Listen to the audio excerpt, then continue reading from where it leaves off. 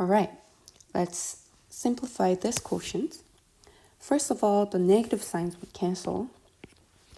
And we have a 75 on the top and a 25 on the bottom. If we divide both by 25, the 25 would cancel and become 1.